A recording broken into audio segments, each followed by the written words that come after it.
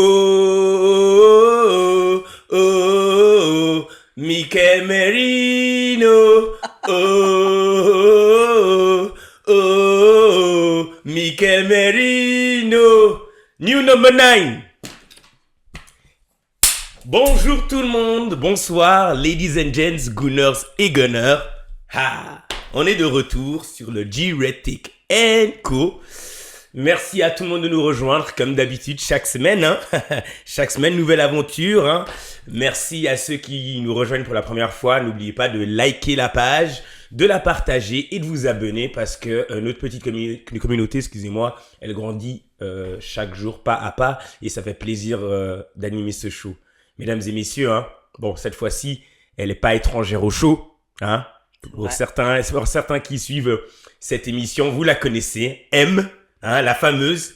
La râleuse. Elle est connue sous plusieurs noms, mais c'est avant tout la mère à haut égard. Donc, entre mère, copine, je sais pas encore, mais je préfère mère. Mesdames et messieurs, M. Salut.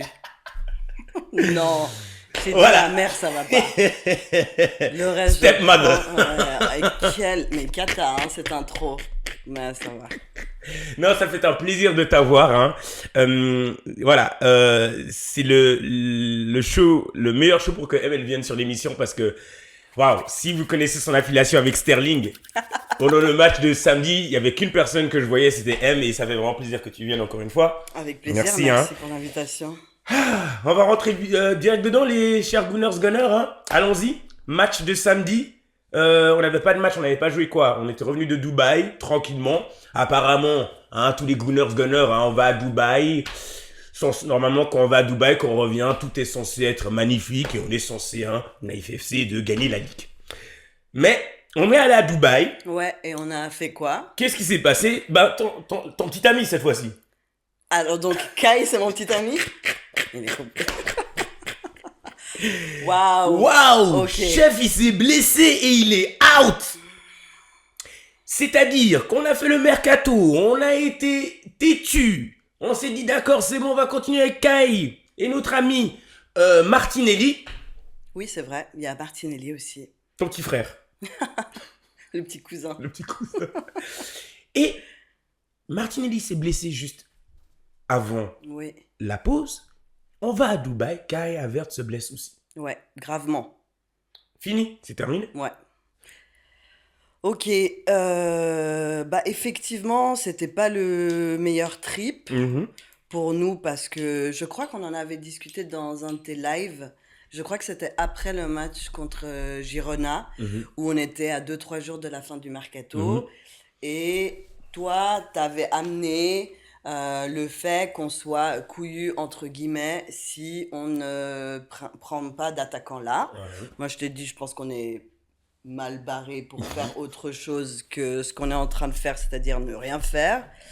Et je me souviens que t'es rajouté, si on perd Kai Havertz, on n'a personne. C'est cuit. C'est totalement cuit en fait. Et en fait, carrément, tu sais quoi? C'est ce que je disais avec un autre Gunner. C'est le karma. Alors, le karma, je veux pas venir, les Gunners, mais à un moment donné, finalement, si tu perds Martinelli et Kai Havertz et t'as plus d'attaquants, c'est quand même, il y a des signes, il y a quelques signes, tu vois, que j'aimerais qu'on prenne en considération. Sachant que Gabi Jesus était déjà out. Enfin voilà, c'est sûr qu'on a joué avec le feu et voilà, de toute façon, c'est un mercato dégueulasse depuis l'été passé. Bon, maintenant, on est obligé de faire avec. Il faut qu'on tienne jusqu'à fin mai avec la Ligue des Champions et la première ligue qu'on vise toujours. Ok, donc on arrive samedi. Voilà. Je suis là.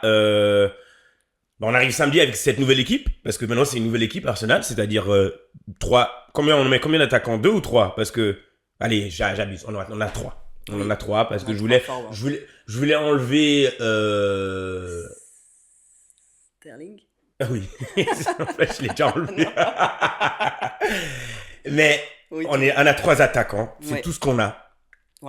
J'aime dire qu'on a 2 titulaires, 2 vétérans et on a un petit 17 ans. J'aime mettre en contexte quand même. Voilà. On arrive au match et première mi-temps désastreuse. Franchement, la réalité, c'est même si on a gagné 2-0, c'était un match désastreux. Ça, c'est la réalité. On a mal joué. C'est-à-dire que même Arteta, il le dit, hein, c'est-à-dire des positions, des passes, on a beaucoup perdu le ballon. En fait, c'était vraiment moite-moite. C'est-à-dire, partait autant, première mi-temps, c'était un des plus désastreux. Il a perdu la balle, je ne sais pas combien de fois, mais en deuxième mi-temps, il se rattrape et ça va déjà un peu mieux. Mais ça, même si tu enlèves le problème d'un attaquant, franchement, on n'a pas fait un bon match. Voilà, ça c'est le contexte, on n'a pas fait un bon match. Première mi-temps, c'était dégueulasse. Et je suis désolé, le seul qui a fait une première mi-temps et une deuxième mi-temps, genre réglo propre, c'était Ethan Nwaneri. Tout à fait. C'était notre jeune de 17 ans qui était en train de provoquer, qui était en train de téconder des joueurs, qui était en train d'essayer d'avoir des solutions. Et en première mi-temps, en fait, je pense que, alors je sais pas c'est quoi le game plan, mais ils allaient souvent sur le côté de Sterling. Et ça devenait apparent qu'il fallait aller à droite. Mais il y avait ce truc, je sais pas. Je sais pas, ils étaient plus concentrés sur le côté à Sterling. Et comme ils étaient plus concentrés sur le côté à Sterling, c'était encore plus évident que Sterling. Ouh là là. Ouais. Je sais pas si c'est un automatisme d'aller du côté de Saka, peut-être, tu vois. Ça peut être ça. Ça peut être aussi que on veut absolument lui donner confiance. Donc on est là, genre, vas-y, on lui donne plus de ballons. Je sais pas. Ouais. Ou gameplay. Moi, je peux pas te dire la première mi-temps de ce que j'ai vu parce que j'étais dans le train et du coup, j'avais un peu un mauvais réseau. J'ai regardé sur mon téléphone. Ça, c'est ce qu'on appelle un vrai gunner. Dans le train, chouchou, fâché, les poings serrés. Ouais. Elle me dit quoi? Là, je fais pas trop de bruit. Ça, c'est un vrai gunner, ça. Oh, gunner. C'était un peu compliqué. Bah, surtout, pas faire de bruit quand je vois les loupés. C'était incroyable. Mais du côté de Trossard aussi. Après, je sais pas si au ralenti, c'est pire. Mais vraiment, il y avait des choses où j'étais là. En fait, on est parti à Dubaï, on sait plus jouer au foot. C'est ça? Ouais, en fait, t'as tout dit. Moi, je vais mettre ça comme Timberlake, le titre. Wow. Oh, c'est trop dur pour eux, les pauvres. Non. Mais dans le sens où, genre, bah, Sterling, il était vraiment en train de... En fait, c'est très simple. On avait un Nwaneri qui donnait tout. 17 ans, comme il a 17 ans, bah, tu le vois en plus. On avait un Trossard, et je dois le dire, qui ne savait pas quand jouer la position numéro 9. Je suis d'accord. Donc, lui, je lui donne un peu de mou, parce que franchement, il essayait. Ça, et ça, c'est un truc que j'ai pas envie d'enlever à Trossard. C'est pas vraiment un gars qui n'essaye pas, même s'il fait n'importe quoi. Il savait pas trop où se placer. Il savait pas, numéro 9, il est là, ça se voit, il sait pas. Ouais, mais là, on parle de la première mi-temps. Après, il me semble qu'il a fait une passe D. Donc... Mais ça vient dans ce que j'appelle la... Ouais, l'autre... C'est l'autre partie, l'autre partie de... Ouais, je sais pas, de génie, j'en sais rien, mais... En tout cas, sa position, c'est sûr, par rapport à ça, c'est sur l'aile gauche. C'est là où il est confortable. Ouais, parce que dès qu'il est passé là-bas, à partir de la 70e, on a vu un autre ça. Mais donc lui, je lui donne un peu de mou, tu vois, il essaie de trouver sa position. Et en allant tout à gauche, bah, on avait un joueur qui savait pas jouer au foot. Et excusez-moi, mesdames et messieurs, c'est pas comme si j'abuse, mais je pense que moi, je suis nul au foot par rapport à eux. Je pense que j'aurais pu faire la même prestation que Sterling. J'ai la balle, la foule, j'ai peur un peu de la foule. Je sais pas où la balle elle va, mes jambes. Je commence à stresser. Je sais plus faire un take-on, je sais plus faire un dribble. J'aurais fait la même chose. Et donc, est-ce que finalement tu me donnes raison sur Sterling? Oui, en fait, oui. Enfin, oui. Enfin, tu peux pas ne pas... maintenant, c'est ce que je me disais, je peux pas être contre les gens qui disent Sterling, qui sont contre. En plus, il est Chelsea en plus. City, il a tout fait. Mais vous savez quoi? Franchement, et je l'ai dit après le match, moi j'aimerais voir Sterling comme si c'était un membre de ma famille. C'est-à-dire, je vous explique. Si je le vois comme juste un fan de foot, je vais juste être négatif. Mais pour moi, il y a un problème encore plus profond, les gars. C'est grave comme il a régressé au foot. Et ça faisait plus de la peine. J'étais en train de me dire, en tant qu'humain, qu'est-ce qui s'est passé à Sterling au niveau mental pour qu'il perde tous ses attributs? On parle d'un joueur qui a 28 ans. On parle d'un prime d'un joueur de foot qui a 30 ans. Maintenant, j'ai eu un peu plus de recul par rapport à ça, par rapport à Sterling, parce que finalement, Sterling, si on se rappelle, il a commencé à 17 ans comme Ethan Nwaneri. Il n'a jamais vraiment été blessé dans sa carrière. C'est une légende pour certains à Liverpool, une légende de City en tout cas. Et à Chelsea, il a fait ce qu'il a fait. Mais ça fait quand même un moment qu'il joue au foot. Donc, peut-être que aujourd'hui, avec du recul, je me dis, est-ce que maintenant, juste, comment on dit, tu sais, la vie a rattrapé avec lui, mais à un moment donné, ok, la vie, elle a rattrapé avec lui, mais pas aussi drastiquement, parce que je n'ai jamais vu ça. Bah, je pense qu'il y a l'âge, je pense qu'il y a le fait d'être passé par Chelsea, et je pense que Chelsea, c'est un club qui te broie aussi émotionnellement, mentalement, physiquement. Enfin voilà, il avait il avait plus sa place et il l'a toujours pas. Et je pense pas qu'il la récupérera. Je sais pas. Non. Et Sterling, malgré tout, je pense qu'il y a une réussite de Pep de l'avoir fait bien jouer. Mais franchement, moi qui joue à FPL et qui mettais Sterling dans mon équipe, des fois, franchement, il y a des grands loupés. Genre, je suis pas étonnée du côté un peu... Mais il a eu un prime en équipe d'Angleterre. Je pense qu'il a sauvé l'équipe d'Angleterre dans des tournois et tout. Mais ça n'a jamais été la flèche qu'on veut vraiment lui dire qu'il est. Je sais pas si c'est très français. Mais il a un truc, Sterling, c'est que il peut sauver des matchs. Mais franchement, il fait aussi beaucoup de loupés et il a beaucoup de déchets. Et en fait, passer un certain âge dans un système rodé comme celui d'Arsenal, avec des joueurs qui sont vifs, enfin...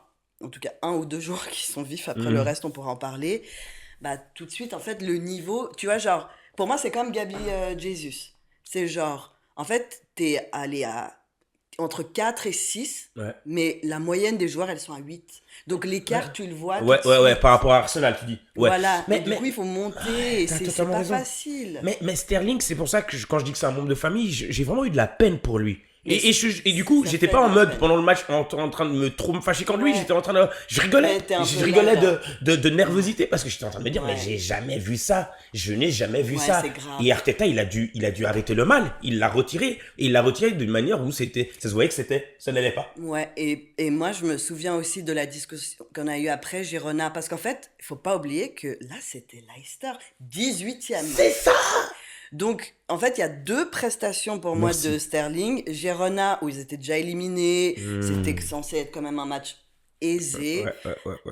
Et Leicester, où ils sont 18e et nous, on est quand même 2e. Et il fait des prestations qui sont même pas du niveau d'une équipe à la 18e place, quoi. C'est ça, totalement. Et ça me fait vraiment de la peine. Et moi, j'avais dit, il faut qu'il arrête de jouer au foot. Après, j'ai un bon point sur lui. Donc, on peut le garder around parce qu'on ne paye pas trop. Mais je trouve que ça fait mal au cœur et vraiment, c'est la honte. C'est la honte. C'était honteux. C'est la honte. C'était honteux et j'espère vraiment, hein, franchement, après la fin de la journée, c'est un être humain. J'espère qu'il va surmonter ça parce que ça, peut-être qu'il faut aller voir un psy du foot, tu vois. C'est une self-confiance, self-confidence. Et j'ai aimé qu'après le match, il ait mis un post, tu vois. Il a mis un post normal. Tu vois, c'est pas comme s'il s'est caché, genre en mode je dis rien sur les réseaux sociaux. Il a mis un post, genre j'ai oublié un truc. Je pense qu'il a déjà tout vu et tout entendu sur lui. Hein. Oui, il a tout vu. C'est un peu le joueur, un des joueurs mal aimés pour moi d'Angleterre de ces dernières années. Donc je pense qu'il a. Après, il a beaucoup pris sur lui. Hein. Bon, il mérite un petit peu aussi, mais... Ouais, alors je pense, même le côté raciste qu'il a eu à Liverpool... Voilà, ça, c'est un autre point. Ouais, mais il a beaucoup pris. Ouais, mais comme j'ai dit avant, il joue depuis 17 ans. Ouais. Mais bon, voilà, ça n'empêche pas que là, Arsenal, chef, arrête. On va passer à l'autre, parce que du coup, en fait, le Seigneur fait bien les choses. Ok. Voilà. Quelques heures après, le jour d'avant, Max, si tu regardes l'émission, m'a dit... On devrait mettre Rice en numéro 9. J'ai dit, tu sais quoi, c'est terminé la discussion. Moi, vous les Gunners, faut arrêter. Rice en 9, on aura tout vu. Et qu'est-ce que fait Mikel Arteta? Il ramène Mikel Merino entre la 70 et 81e minute. Je me dis, mais non, mais là, il va mettre Merino au milieu. On va ralentir le jeu. Eh ben non. Même Merino lui-même ne savait pas ce qu'Arteta avait dans la poche. Arteta, il a toujours un dernier mot. Il a mis Merino en numéro 9, tranquillement. Et le gars, en l'espace de 5 minutes, il met un doublé. Mais toi, tu penses que c'est un coup de génie ou c'est juste vraiment, il était là, bon bah, toi, tu vas aller en... Coup de génie. Je le donne de là. Ouais. Moi, parce on n'a pas d'option, les gars. Parce que, en fait, tu sais quoi? En fait, pour avoir un peu plus fait de recherches, Merino, il le joue comme s'il jouait Havertz au milieu. Et il veut faire de Havertz, comme il a fait Havertz une sorte de milieu où il l'a mis en 9, il veut aller dans le même état d'esprit que Merino. Donc là, on est d'accord que... Attendez. Ça veut dire que là, je dois partir du principe maintenant que Merino va jouer en faux 9, voire en 9. Exactement. Et la fanbase d'Arsenal, je vous adore. Tout le monde est en mode, c'est fini, numéro 9. Mais c'est fou parce que Arsenal, vous savez quoi, nous les Gunners, on nous donne toujours à manger des trucs et nous, on gobe, on prend. On nous a donné un numéro 9, on prend le numéro 9. Tu vois ce que je veux dire? C'est abusé. C'est parce qu'on n'a pas d'option. On n'a pas d'option, mais... Mais oui, j'ai vu des mèmes assez drôles passer avec la tête de Ronaldo. Tu sais que des gens avaient déjà prédit que Merino il sera en neuf. Alors ça, On m'a j'ai envoyé jamais ça lu, sur- mais ouais. ça m'intéresse bien. Par contre, j'ai eu cette discussion avec mon frère qui me disait, ah bah alors toi, là, Merino, tu le sens comment? Parce qu'effectivement, il faut applaudir de doublé, Mhm. qui, Ouais. contre Leicester, était mais essentiel. Mhm. Essentiel, surtout que la semaine Liverpool avait Mhm. voilà, un peu buté contre Everton. Mhm. On pourra après revenir sur les passes D qui étaient, bon, bref, pour Ethan. Mais il y a ce truc où il me dit, bah alors maintenant on fait quoi de Merino? Moi j'ai toujours dit que j'aime beaucoup le fait que ce soit un joueur technique. Mhm. Je trouve que c'est quelque chose qui nous manque et c'est quelque chose enfin, la technique, c'est vraiment ce qui m'a plu à Arsenal. Genre, quand je pense à des Pires, Mhm. à des joueurs comme Bergkamp et tout, moi, c'est vraiment comme ça que je suis tombée amoureuse de ce club. Mhm. Et je vois le potentiel de Merino. Et il me semble que la dernière fois, quand je Ouais. suis venue, c'était un peu genre, OK, moi, je vois Rice, Merino, Odegaard. Mhm. Et puis, la force de Merino de faire des passes au forward. On n'a plus Martinelli, on n'a pas Saka, on n'a pas Havertz. Bon, OK. Mais maintenant, là, tout d'un coup, je me dis, mais on va le lâcher comme ça en numéro 9. Ça me paraît quand même un peu fou. Un peu naïf dans le sens où genre là c'était Leicester et On va faire quoi? Bon, il quand y a c'est West. Aston Villa, quand c'est Liverpool, quand c'est City, enfin City c'est fini, Ouais, heureusement. mais je sais pas. Là, les gars, on va devoir tous ensemble, on va se prendre la main et on va découvrir ensemble ce qui va se passer. Parce que, vous savez quoi, la réalité, c'est que le Merino, Rice et Partey, c'est pas comme si ça marchait. Est-ce que ça marche vraiment? Non, mais Rice, Partey et Merino, pas tant. Tu Je vois? pense qu'il faut que... C'est Partey qui va dégager du truc, hein. Ouais, mais Partey, c'est un des piliers. Je sais, mais c'est pour ça que je te dis qu'en fait, maintenant, je sais plus. C'est ça. Donc, si on te dit Merino, il est numéro 9, je te dis, On faut 9. bah, ok. On Enfin, faut 9. mais, donc c'est ça, oui, ok. Ouais, on faut 9. C'est ça. Bah, on n'a pas le choix, en fait. On C'est n'a ça pas qui est le beau, choix. c'est qu'on n'a pas le choix. Et on va voir. À moins que Arteta, il a encore un plan qu'il va nous présenter. Et c'est pour ça que j'ai un peu Ouais. masterclass de Arteta, parce que au moins ce que je lui donne à Arteta, c'est que il est toujours en train d'essayer de chercher des solutions, même si c'est... Sauf acheter un attaquant. Voilà, je suis d'accord. Je sais pas, c'est ce modèle d'Arsenal de toujours vouloir faire avec ce qu'on a. Wenger qui a dit il y a pas longtemps, sa plus grande fierté, c'est d'avoir son budget et rester en top 4. C'est quoi cette histoire, Arsenal? Ouais, Stop. ouais. Donc du coup voilà, donc Merino il rentre, il met un doublé, on gagne le match, mais encore une fois quand on met dans le contexte c'est Leicester et, Ouais. et si on veut gagner une ligue ou même gagner des matchs en Champions League aussi. Ouais, mais j'étais même pas dans ce... Oui, effectivement. Mais je dois dire un truc que j'ai dit la dernière fois Ok. sur le live, c'est Oui. que on est 3e de la Champions League, tous les meilleurs attaquants sont derrière nous dans les équipes. Après tu me diras c'est les phases de groupe, mais Sauf... Ouais, oui. et j'ai oui. envie de dire, tous les meilleurs attaquants en Champions League sont 4e, 5e, 6e et demain on va voir le reste. Donc voilà, ça c'est juste pour mettre dans ton contexte que, on va voir. Franchement les gars, on est dans ce bateau depuis des années et voilà Hélas. quoi. Ok, on y va. Ouais. Mais par contre, moi, on me ramène pas des joueurs en free agent là où je vois une liste avec des noms comme Diego Costa Ouais, non, mais là, ou c'est Carlos terminé. Vela. Vraiment, mettez-moi Sterling. Ça, c'est- Même si je fais pas confiance en Ouais. Sterling et je pense pas que ça changera les choses et tout. Mais j'espère, S'il hein. vous plaît. Franchement Sterling, j'espère. S'il vous plaît, pas ce genre de bêtises. Bon, ok. Du coup, voilà, Trossard, on a un peu parlé avant. Moi, sa position, c'est mieux à gauche. Ouais. Il a essayé, il a eu une passe D. Comme j'ai dit, Partey meilleur deuxième mi-temps. Rice, il a tout donné. Rice, il a couru comme Moi, un je suis chien. très contente du retour en force de Rice. Ouais. Il est vraiment top player depuis quelques matchs. En mode, ouais, c'est vraiment le cheval, quoi. Il court, il récupère des ballons. C'est exactement comme ça que j'aime voir Rice. Il est solide et ça fait plaisir. C'est ça. La défense, c'est la meilleure partie du match parce qu'ils ont fait un clean sheet et merci à Miles Lewis Kelly. Encore une fois. Même les centraux, magnifiques. Même Ouais. Timber. Franchement, Timber aussi. Vas-y, dis. En fait, Timber, c'est le silent killer. Genre, tu vois, bah là, je reconnais que Rice revient. Ouais. Mais en fait, Timber, il est solide. Ouais, il est solide. Il aime bien des fois prendre le jeu par le col. Tu vois, vraiment, tu sais, genre Oui, mais pendant 90 minutes, hein. Ouais, il va vraiment faire des bursts où il va prendre la balle et il va, tu vois, genre il est là, les gars, c'est bon, on y va, tu vois. Oui. Après, je suis très très contente de Timber. Vraiment underrated, comme on dit. Tu vois, ouais, Odegaard, du coup, chouchou.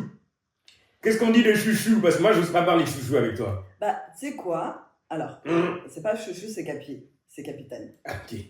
Donc, c'est Capi ED qui, pour moi, est le magicien et il continue à prouver qu'il est le magicien et que je suis convaincue que sans lui, on n'a pas trois quarts des actions ou des fulgurances qu'on a dans les matchs. Totalement.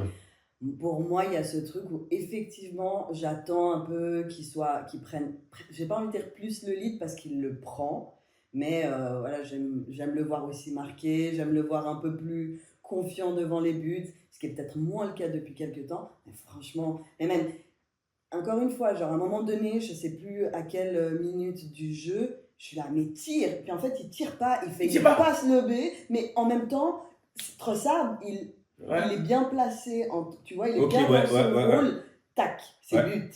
Et du coup, cette passe-là, bah, en fait, c'est quand Odegaard il l'a fait que je suis là, ah bah oui, c'est une bonne solution. Je suis d'accord. Et c'est ça que Odegaard... Je suis d'accord, mais des fois, en faisant ça, l'attaquant, bah... Il est déconcerté. Parce qu'il dit, vas-y, tire, chef. Tu vois. Qui s'entraînent, les gars, à un moment. Mais tu vois, moi, c'est ça. En fait, c'est Odegaard, c'est qu'il a vu un truc que j'ai pas encore vu avant qu'il le fasse. Donc, vas-y, fais ta critique. Moi, Capi, ED, je le soutiens. Ok. Non, en vrai, par rapport à Odegaard, ce que je vais dire par rapport à ce match, tout ce que tu as dit, tu as tout à fait raison. Première mi-temps, c'était comme les autres, hein, mais deuxième mi-temps, il était top. Hein, et ouais, c'est sûr que Odegaard, il est central à notre jeu. J'ai un peu perdu, j'avais un truc très spécifique à dire par rapport à Odegaard, mais... Non, tu voulais juste provoquer. Non, mais c'était pas trop mal. Il y a des passes qui peuvent faire plus rapidement, mais voilà. En fait, c'est Odegaard, tout ce que j'ai à dire, tu l'as dit, c'est que je pense que des fois, il pourrait tirer et c'est juste ça. C'est juste ça. Finalement, c'est tout ce que j'ai dit par rapport à Odegaard. Je l'adore, hein, mais c'est juste qu'offensivement, il soit plus présent. C'est tout. Ok, je prends. Voilà. Et du coup, mesdames et messieurs, on va arriver sur la meilleure partie, je pense. Parce qu'on l'a dit, on l'a brossé rapidement, mais pour moi, la meilleure partie de ce match, hein, et en ce moment, c'est Ethan Nwaneri. Ethan Nwaneri qui a fait un match sublime, mais je dois être un peu plus précis, hein, c'est pas juste Ethan Nwaneri, son nom, il faut le dire correctement, c'est Ethan Chidibele Nwaneri. Hein. On va mettre un peu l'accent sur ce joueur, hein. Né de père du Nigeria et d'une mère anglaise. Hein. Voilà, c'est un jeune qui a intégré Arsenal à l'âge de 9 ans. Hein. L'académie de 9 ans, depuis des années jusqu'à quoi, il arrive en première en 2016, c'est ça? Non, pas en 2016, en 2022. Oui. Il a intégré Arsenal en 2016. Okay. C'est juste pour dire à quel point le temps passe vite. Mais voilà, je voulais profiter. En plus, là, on est dans ce mois de Black History Month, hein, où, voilà, de temps en temps, on va prendre le temps de mettre la lumière sur ces joueurs qui sont issus de la diaspora africaine. Hein. Et voilà, Ethan Nwaneri, c'est autant la fierté de l'Angleterre, mais aussi c'est la fierté de l'Afrique. Hein. West Africa, Nigeria. Né en 2007. Hein, à Enfield. Et quand on parle de l'académie, mesdames et messieurs, ça c'est un joueur comme Saka, mais Saka un peu plus de l'ouest de Londres. D'ailleurs, vers plus où ma tante elle habite. Lui, il est né autour de l'Emirates. C'est un enfant qui est né autour de l'Emirates, donc c'est vraiment un fan d'Arsenal through and through qui a grandi toute sa vie avec sa famille autour de Islington et de l'Emirates. Et voilà, quoi, je voulais juste mettre l'accent sur lui, quoi. Son père, Obi Nwaneri, hein, qui vient d'un état qui s'appelle Imo au Nigeria. C'est, il me semble, dans le sud-est, c'est le sud-est de Nigeria. C'est un endroit, Imo, donc, qui est plus... qui prend son économie de l'agriculture, excusez-moi. Okay. C'est un secteur où on exploite beaucoup les matières premières, puisque le Nigeria, c'est un pays qui a de grosses ressources. naturel. Et lui, il vient d'un endroit où l'agriculture c'est prédominant. Et comme c'est surexploité, en fait, il y a des problèmes de financières, quoi. C'est un endroit très rude, très pauvre, même au niveau du paysage, c'est très rural. Et du coup, voilà. Chez cher monsieur est parti, a quitté le Nigeria pour aller s'installer genre dans le nord de Londres. Ok. Et il nous a donné Ethan Nwaneri, quoi. Deux enfants, hein, parce qu'il a aussi son fils, que je dis, son frère cadet, comment il s'appelle, Emerson, qui joue aussi à Arsenal, qui est aussi avec l'académie, qui est très bon. Donc ne soyez pas surpris si d'ici 2-3 ans on entend parler d'Emerson. Trop bien. Ouais, c'est juste beau à voir parce qu'en fait c'est très simple. Ethan Nwaneri, ce que vous devez savoir, et pourquoi j'ai choisi ce joueur pour un peu mettre la lumière dans ce type de sujet, c'est qu'il vient d'une famille très disciplinée et qui ont des valeurs. Leur croyance, c'est que pour réussir, il faut avoir un bon équilibre avec l'éducation de l'école et sa passion. J'y trouve une similitude parce que moi je suis ghanéen, donc on a beaucoup de traits similaires avec notre éducation avec le Nigeria, où c'est très discipliné, surtout au niveau des études. Après ça c'est pour plein de pays dans les valeurs je trouve africaines, tu vois. Cette discipline, c'est d'être rigoureux. Et voilà, en fait, je parle de ça parce que Ethan, en fait, il a un bon, et Arteta, il le dit souvent, il a un bon soutien familial. Bon entourage. Très bon entourage.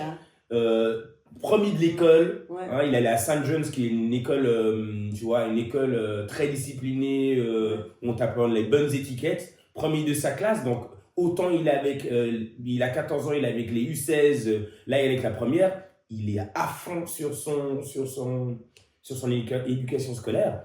Et c'est juste beau à avoir. C'est pour ça qu'on a un joueur qui est incroyable, mesdames et messieurs, on a quelqu'un de très humble. Quand il marque, il n'est pas trop dans l'excès. Même chose que Saka, ça a pris beaucoup de temps à Saka de montrer un peu bombé du torse, tu vois.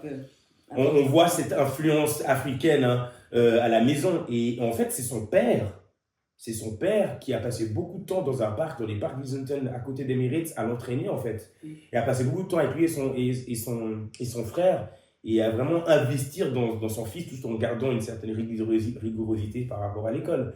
Et la même chose pour sa mère aussi, hein. De très belles valeurs. Et ensemble, ils ont un bon équilibre qui transmettent à leurs enfants. Ouais. Et ouais, je sais pas s'il y a des questions par rapport à ça, mais je trouvais que c'était vraiment intéressant parce qu'aujourd'hui, maintenant, tout le monde parle d'Ethan Nwaneri. Ce week-end, j'ai vu d'autres, tu vois, d'autres fans autres qu'Arsenal en parler. Maintenant, les gens commencent à se réveiller parce que ça a deux lattes, une passe tu vois.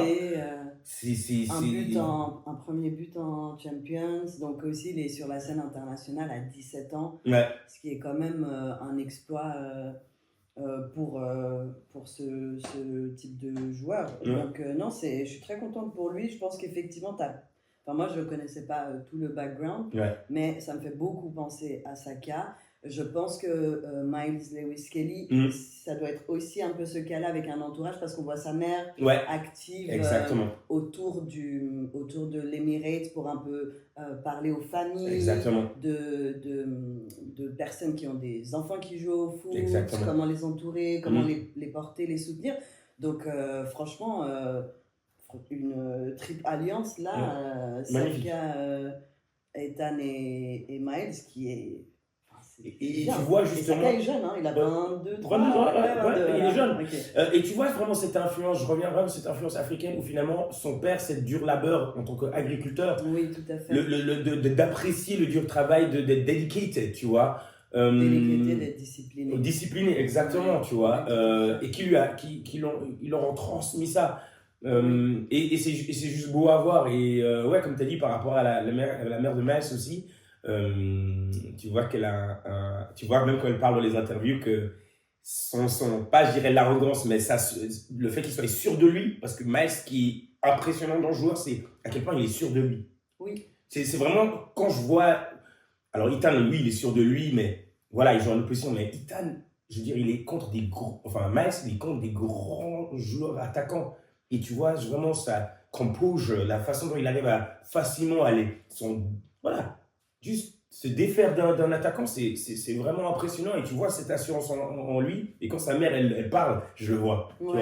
Et il a amené sa grand-mère voir les femmes jouer dimanche, qui ont gagné d'ailleurs, les femmes Gunners 5-0 contre Tottenham. North London is red. Tu vois. Et il était avec sa grand-mère et tu vois ce côté familial. Et c'est beau. C'est ces valeurs qu'on retrouve africaines où la famille, c'est tout. Hein. Ouais, et les valeurs éducatives et cette discipline et le fait de se dire, bah ok, il y a quand même un truc aussi, je pense, où c'est, bon bah voilà, tu vas répéter, il faut que tu sois le meilleur. Après, le côté peut-être un peu plus arrogant, disons, assuré de Miles, il est un peu dans le jeu, mais tu sens que il se dit tous les jours, j'ai de la chance d'être sur ce terrain, et il en profite. Exactement. Et encore une fois, on l'a dit, mais il nous a sauvés, je pense, d'un but contre c'est parce que là, ils mettent ce but, c'est une autre spécialité à faire. Voilà. Tout ce qu'on est en train de dire. Et Ethan, quand tu le vois jouer, enfin, je veux dire, l'action du deuxième poteau, avant qu'il fasse cette passe D qui soit au final récompensée par tout ce travail, je pense que c'est une passe de dégâts, mais je suis plus sûre. Il file droit. Il file. Il sait où il va. Le but en Ligue des Champions, j'ai regardé ce but parce qu'il est magnifique et c'est ce qu'on attend d'un joueur comme ça. C'est aussi de la confiance et de l'assurance de tirer. C'est un peu la Steph Curry. Il sait que les 3 points rentrent. Tu le vois, il tire et il connaît la direction. Il sait où est le but et il est déjà loin. Après, il s'élève tranquillement. Tranquillement, ouais. Parce que les médias ont essayé de faire un truc avec Miles Lewis-Kelly par rapport à Londres. Il faut arrêter. Il y avait, c'est dans le contexte du foot, c'est sur le terrain, il y avait j'aime bien ça, d'un petit, je veux dire, il a quand même un peu insulté le premier match, et c'était une manière de lui dire, bah maintenant tu connais mon nom. On avance, ça s'arrête là, point. Et il utilise les médias français, les médias anglais, hein, vous êtes terribles. Les arbitres aussi, hein. Il n'y a pas un truc où ils sont là, genre, ils veulent investiguer le fait que mais laisse tomber, mais ça des joueurs de célébrer. Je suis là, bon, en fait, interdisez-nous de regarder le foot et d'avoir des émotions dans le foot. Bref. Oui, effectivement, je pense que ce n'est pas très important. Et pour faire un point positif sur Sterling... Ah, magnifique. C'était revenu quand même. Oui, il est revenu. Je pense que Sterling, ça reste quand même un exemple pour ces générations. Exactement, magnifique. Du fait que ce soit le joueur qu'il est, aussi de ses origines c'est un afro-descendant qui a pris cher, qui est là depuis 17 ans, qui a commencé aussi jeune. Et s'il y a bien un truc que je dois lui laisser, c'est que je pense que dans les vestiaires, c'est quand même quelqu'un sur lequel Saka, Waneri et Lewis Kelly peuvent compter. Parce que tu vois, après tu as toujours un peu des affinités dans le vestiaire, mais tu as un peu le crew des Brésiliens et Saliba, parce qu'il n'y a pas de français. Donc, et Saliba, il est avec Gabriel. Et Gabriel, parce que les deux, ils parlent français, c'est vraiment exactement, ils sont un peu ensemble. Apparemment, il est très ami avec Tomiyasu aussi, mais bon, voilà. Je pense qu'il y a Ødegaard qui est avec Havertz. Apparemment, ils sont aussi très proches de par leurs copines, qui soient nouveaux pères. Exactement. Et du coup, il y a un peu ce truc où je vois bien, un peu quand même ce truc où tu as un vrai exemple de ce que c'est d'être un joueur noir en Angleterre, où tu te fais cracher dessus dans les médias, où tu es sous-coté, surcoté, mais surutilisé, et tu es un bouc émissaire. Et je pense que ces joueurs-là, et notamment Saka, il a un peu ce rôle-là maintenant en Angleterre. Totalement. Et que Sterling peut être quelqu'un de protecteur. Voilà. Le grand frère. Je veux dire, ça, en 2016, ces joueurs, ils sont nés en 2016. Ouais, non, ils arrivent au foot en 2016, excuse-moi. Ouais. Et c'est des joueurs qui ont gardé Sterling à son apogée. À son prime, exactement. Et y compris en équipe d'Angleterre. Donc je trouve que voilà, je leur laisserai ça. Enfin, je lui laisse ça, je lui donne ça. Magnifique, hein, merci, c'est un très bon point. Et toujours dans cet élan de Black History Month, hein, merci d'avoir ramené ce cher maillot, hein, ce joli maillot. Mon préféré. Tu vois, parce que ce maillot finalement, il a été fait dans ces cordes, dans ce sens-là, dans ces cordes-là, par rapport à, encore une fois, tout ce qui est autour de la diaspora africaine. Le maillot, il veut tout dire, fait par la Broom, qui est une maison de mode à Londres. Et voilà, genre le maillot en soi, il reprend tout le côté du panafricanisme, les couleurs, les motifs qui ont été faits à la main d'ailleurs, hein, montre-le bien, ils ont été faits à la main.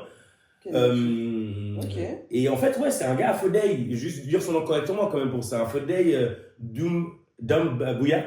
Voilà. Je ne vais pas écorcher son prénom, mais je trouve que c'est très important qu'on sache qui est derrière. Parce que lui, ça fait des années, depuis 2014, qu'en fait, il se bat pour cette cause-là. ou du moins mettre en valeur, tu vois, ce sujet-là. Et voilà, il a une occasion avec Adidas et Arsenal de pouvoir faire ce maillot. C'est super, surtout qu'il signe un immigrant. C'est ça, c'est ça. Il signe toujours avec ça, design, non, created by an immigrant. Ouais, exactement. Okay. Et surtout, il y a des motifs, c'est des coquillages. C'est pour montrer en fait la monnaie d'échange de monnaie en fait à l'époque dans ce secteur-là. Okay. Donc tu verras, des fois il y a des petits motifs de coquillages. C'était voilà, c'était vraiment pour montrer ce côté, voilà, l'histoire, notre histoire par rapport à comment à l'époque on faisait du truck quoi, en Afrique. Okay. Ouais, donc voilà, si vous êtes fan, moi j'ai pas encore le mien parce que j'attends en fait, d'aller à l'Emirates pour l'après, voilà, enfin, dès qu'il y aura un match et j'aurai l'occasion. J'aimerais bien avoir Odegaard derrière. Quoi? il est fou. Ça fait. non mais à part ça, bah c'est pour te dire à quel point complètement psycho. Alors pour ceux qui pensent que je suis contre Odegaard, je vous jure, depuis que ce maillot il est sorti, tout filmé. Je vois vraiment, j'ai toujours vu Odegaard avec la en plus sur celui-là. Ouais, parce que c'est là où quand je dis ça, je me suis dit non mais là il est en train de se battre les cheveux. Mais au moins c'est réel, c'est vrai, c'est vraiment, j'ai toujours imaginé d'avoir ce maillot. C'est tellement drôle. La prochaine fois que j'entends la maman d'Odegaard est rentrée sur le chat, je te jure que je te... Ok, bah, non mais du coup, mais parce qu'il y a une typo, on a deux typos pour les maillots. C'est vrai. Et je la vois, j'aime bien la typo grasse. Elle est très belle. Je trouve que le nom Odegaard, ça fait très c'est un très bon choix. C'est pas moi qui vais le. Non ouais, voilà, ça célèbre en ce mois où on célèbre Black History Month. Je trouve que c'est très beau. Ce maillot, c'est un emblème, ça montre finalement nos valeurs à Arsenal. Hein, Kanou même il disait qu'il est super fier de ce maillot, et même vous autres fans, hein, ceux qui comme Abba Amani qui aiment bien dire que c'est le maillot d'Axe. Oui, alors moi aussi j'ai rigolé, alors qui n'a pas pensé à ça? C'est nul, mais ça c'est un mancunien, non? Oui, il a besoin de maillot Axe. Axe Africa. Axe Africa, c'est ça la catastrophe. Oh non, mais bon. Axe, hein. On vous voit, hein. Faut arrêter ces bêtises. Non, mais du coup. Non, mais ça fait plaisir. À part ça, moi, j'en discute souvent. Je suis totalement happée par le marketing d'Arsenal. Ça m'énerve. Parce qu'ils sentent que je veux un peu partir, je pense, hein. Tu vas partir autour de moi, partir de ce club. De l'amour. Elle ment. Mais quand elle dit ça à chaque fois, elle ment. Mais j'essaie de me convaincre qu'un jour. Plus tard dans un mois, vous allez la voir. Je suis au stade dans 3 semaines. Donc, Tu vois ce que je veux dire? Ça, c'est un vrai gunner, mais c'est parce qu'elle a su faire là. Ce que je veux dire, c'est que je trouve Enfin, ce qu'ils ont fait avec le stade, la rénovation des façades extérieures du stade. C'est trop beau. Ce maillot-là précisément, et moi du coup ce que je voulais acheter là la prochaine fois que je vais au stade, il y a un bouquin, il me semble, qui a été écrit, en tout cas coécrit par le Dr Clive, qui retrace le Black Heritage de Arsenal, et il y a plein d'anecdotes. J'ai écouté un podcast dessus il n'y a pas longtemps sur Arsenal Vision Podcast, un truc comme ça, où il est interviewé, il dit pourquoi faire ce bouquin, quel est l'héritage en fait de Arsenal, parce qu'Arsenal est connu pour être multiculti, vraiment le club multiculturel, donc même les droits de femmes, LGBT, exactement, vraiment. Et donc il y a tout un bouquin sur Black Arsenal en fait, et je me réjouis de le lire, et c'est très très bien parce que pour les communautés afrodescendantes, mais même un peu plus largement les communautés immigrées en Angleterre, où l'intégration n'est pas toujours facile et aisée.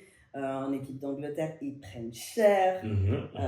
Enfin, voilà. Pas qu'en Angleterre, mais ouais, nous, on est sur ce sujet-là. Voilà, on parle de l'APL et tout ça, et moi, je suis ces joueurs, mais voilà, demandez à Mesut Özil comment ça se passe en Allemagne. Et puis, on est en Espagne, en France, avec Nico. Donc, en fait, moi, je trouve que ça me fait plaisir d'avoir un peu cette reconnaissance-là. Et d'ailleurs, il parlait d'une anecdote où c'est Kevin Campbell, qui disait mais tu vois, là, le stade, on l'a refait. Mais est-ce que tu vois qu'il manque quelque chose? Puis en fait, il disait, il manque les personnes noires. Et donc, ils ont fait toute la façade, et ils ont intégré le public et des personnalités, y compris des personnalités noires. Et ça paraît fou parce que c'est il n'y a pas si longtemps, tu vois. Mais il y a un effort conscient du club de reconnaître ces populations afrodescendantes, et pour mon plus grand plaisir. Donc voilà. Très contente. Ok, magnifique. Alors, c'est quoi le fin mot? Donc, on joue West Ham. Non, je vois ça. Ouais, on joue West Ham. Le fin mot de tout ça, c'est qu'il faut qu'on tienne jusqu'en mai. Ouais. Et qu'on n'a pas d'attaquant et que apparemment il faut que je m'habitue à Merino numéro 9. Je fais confiance maintenant, j'arrête. Je n'ai plus de... L'analyse des risques, l'analyse des... J'arrive plus à me projeter, c'est match par match. Il faut qu'on gagne à West Ham. Et après le reste, on verra. Ok. Mesdames et messieurs, vous l'avez entendu ici. Hein. Merci à tout le monde. Hein. Nous, Arsenal, on va continuer à soutenir. Hein. C'est tout ce qu'on peut faire. Et puis, n'oubliez pas, encore une fois, de liker, partager. Tu nous take out? Yes. Donc, mesdames et messieurs, on tient bon. On espère que Liverpool y perde à City. On espère qu'on gagne à West Ham. Bah ouais, c'est ça. Merci d'être venu. Avec plaisir. Merci pour l'invitation. Et au prochain épisode. Ouais, à bientôt. Ciao.